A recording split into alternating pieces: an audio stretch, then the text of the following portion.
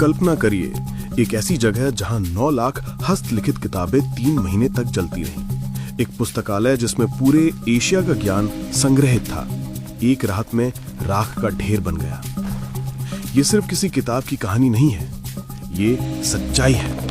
और आज मैं आपको बताऊंगा कि कैसे दुनिया का पहला अंतर्राष्ट्रीय विश्वविद्यालय 800 साल तक फला फूला और फिर एक क्रूर रात में हमेशा के लिए गायब हो गया।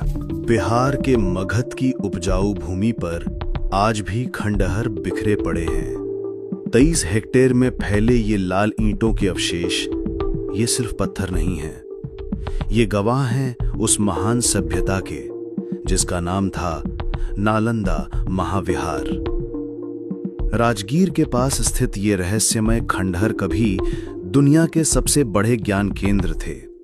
जब आप इन खंडहरों के बीच चलते हैं तो आप एक दूर के अतीत की आवाज सुन सकते हैं, एक ऐसे समय की आवाज जब यहां खंडहर नहीं बल्कि जीवंत बौद्धिक जीवन का केंद्र था।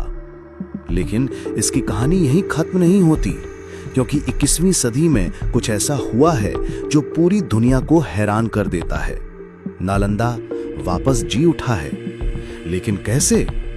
इसका जवाब जानने से पहले आइए जानते हैं कि यह महान संस्था थी क्या। गुप्त काल, भारत का स्वर्ण युग। 5वीं सदी में जब सम्राट कुमारगुप्त प्रथम ने नालंदा की स्थापना की तो शायद उन्हें भी नहीं पता था कि वे क्या बना रहे हैं। यह सिर्फ एक मठ नहीं था, यह एक विचार था। एक ऐसा विचार जो कहता था कि ज्ञान किसी एक धर्म, एक जाति या एक देश की संपत्ति नहीं है, ये पूरी मानवता का है। लेकिन यहां एक दिलचस्प बात है, गुप्त राजा हिंदू थे, फिर भी उन्होंने बौद्ध विश्वविद्यालय बनाया। क्यों?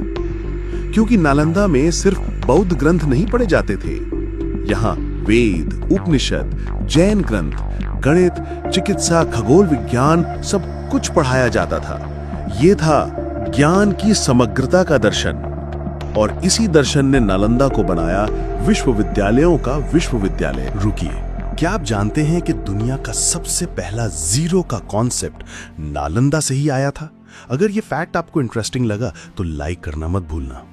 अब कल्पना करिए 100 फुट चौड़ी केंद्रीय सड़क, उसके दोनों ओर विशाल मठ, पूर्व में आवासीय और शैक्षणिक क्षेत्र, पश्चिम में मंदिर और स्तूप। ये था नालंदा का भव्य परिसर। लेकिन नालंदा का सबसे रहस्यमय हिस्सा था धर्मगंज पुस्तकालय। 3 विशाल भवन जो तिब्बती स्रोतों के अनुसार बादलों को छूते थे। पहला भवन रत्न सागर यानी रत्नों का सागर, दूसरा भवन रत्नोदधि, रत्नों का समुद्र 9 मंजिला ऊंचा, तीसरा भवन रत्न रंजक यानी रत्नों से सुशोभित। इन 3 भवनों में संग्रहित था 90 लाख हस्तलिखित पुस्तकों का खजाना, दुनिया का सबसे बड़ा पुस्तकालय। लेकिन सवाल यह है कि इतनी बड़ी संस्था में आखिर पढ़ते कौन थे और पढ़ाते कौन थे? 7वीं सदी, चीनी यात्री हुएनसांग 6 साल की कठिन यात्रा के बाद नालंदा पहुंचा। उसका स्वागत कैसे हुआ? 200 भिक्षु और 1000 श्रद्धालुओं ने बैनर और धूप लेकर उसका स्वागत किया। हुएनसांग ने लिखा, कीमती छतें आसमान के तारों की तरह चमक रही थीं, मंदिर धुंध में ऊंचे खड़े थे, भारत में हजारों मठ थे, लेकिन ये सबसे भव्य और उत्कृष्ट था। इस समय नालंदा में थे 10,000 छात्रों और 2,000 शिक्षक, लेकिन ये कोई साधारण छात्र शिक्षक नहीं थे। ये थे एशिया के सबसे प्रतिभाशाली दिमाग। चीन, Korea, Japan, Tibet, Mongolia, Sri Lanka, फारस, दक्षिण पूर्वी एशिया, हर कोने से विद्यार्थी यहाँ आते थे। लेकिन क्या आप जानते हैं यहाँ प्रवेश पाना कितना कठिन था? नालंदा के फाटक पर खड़े होते थे द्वार पंडित, ज्ञान के रक्षक। जो भी छात्र प्रवेश चाहता था उसे पहले इनकी कड़ी परीक्षा से गुजरना पड़ता था। ये कोई साधारण परीक्षा नहीं थी। बौद्ध दर्शन से लेकर वेदों तक, तर्क शास्त्र से लेकर गणित तक, हर विषय में गहरी जानकारी चाहिए थी। हुएनसांग के अनुसार केवल 2-3 में से एक छात्र इस परीक्षा में सफल हो पाता था। जो यहां प्रवेश पा जाता था वो एशिया भर में सम्मान का हकदार बन जाता था।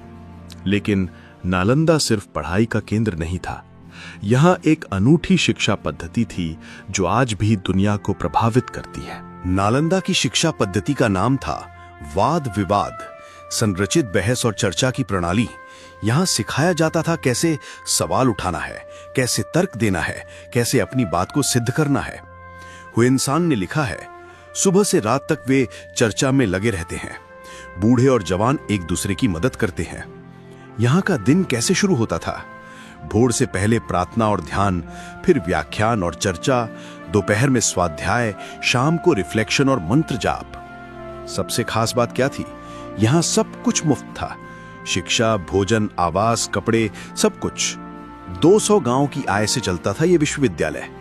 लेकिन नालंदा सिर्फ एक शिक्षा संस्था नहीं था, यह था महान व्यक्तित्वों का घर।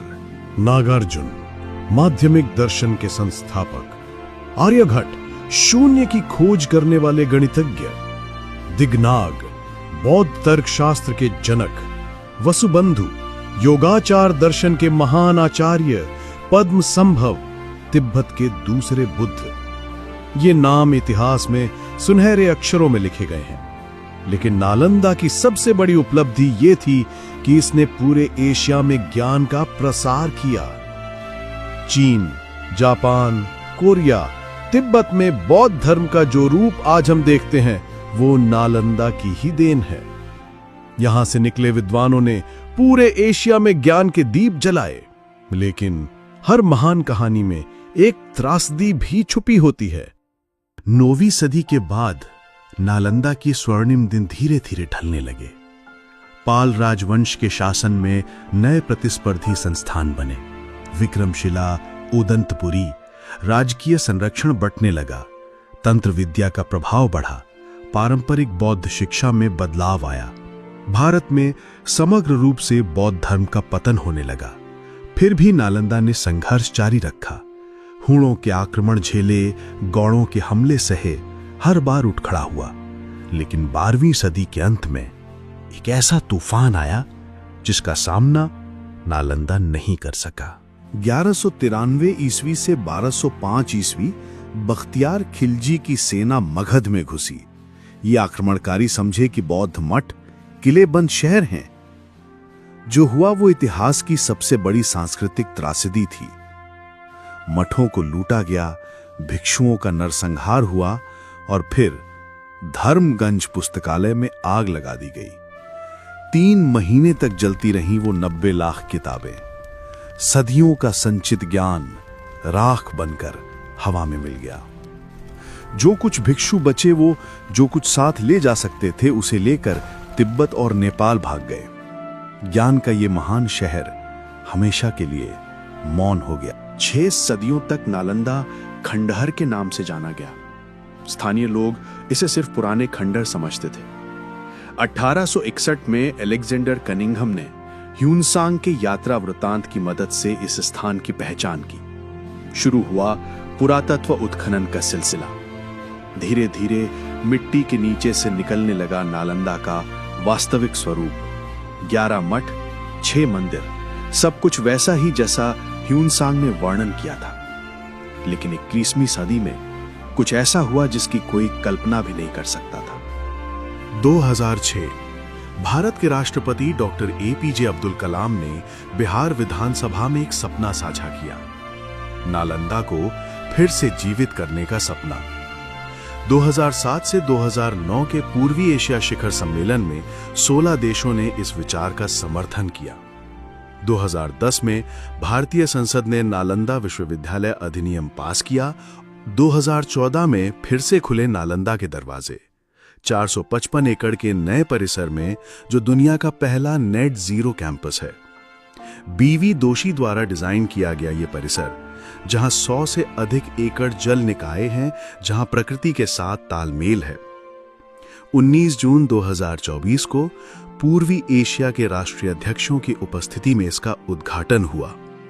आज का नालंदा विश्वविद्यालय फिर से अंतर्राष्ट्रीय सहयोग का केंद्र बन रहा है। पीकिंग यूनिवर्सिटी, चुलालोंगकोन यूनिवर्सिटी और कई अन्य संस्थानों के साथ साझेदारी। ऐतिहासिक अध्ययन, परिस्थितिकी, बौद्ध दर्शन, प्रबंधन, फिर से बहुविषयक शिक्षा। लेकिन नालंदा सिर्फ एक स्थान नहीं है, ये एक विचार है। एक ऐसा विचार जो कहता है कि ज्ञान की कोई सीमा नहीं होती, न भाषा की, न धर्म की, न देश की। आज जब दुनिया बटी हुई लगती है, जब संकीर्णता बढ़ रही है, तब नालंदा का संदेश और भी प्रासंगिक हो जाता है। ये सिखाता है कि सच्चा ज्ञान वही है जो सबको जोड़े, ना कि बांटे, जो सवाल उठाने की हिम्मत दे, ना कि अंधी श्रद्धा की अपेक्षा करे। नालंदा का महल भले ही गिर गया हो, लेकिन नालंदा का विचार आज भी जिंदा है, और शायद आज पहले से कहीं अधिक जरूरी है। तो क्या आप तैयार हैं नालंदा की इस विरासत को आगे बढ़ाने के लिए? अगर ये कहानी आपको प्रेरित करती है तो सब्सक्राइब करना मत भूलिए, और कमेंट्स में बताइए आपके विचार में आज की शिक्षा में नालंदा के कौन से मूल्य सबसे जरूरी हैं। क्योंकि नालंदा सिर्फ इतिहास नहीं है, ये हमारा भविष्य भी है।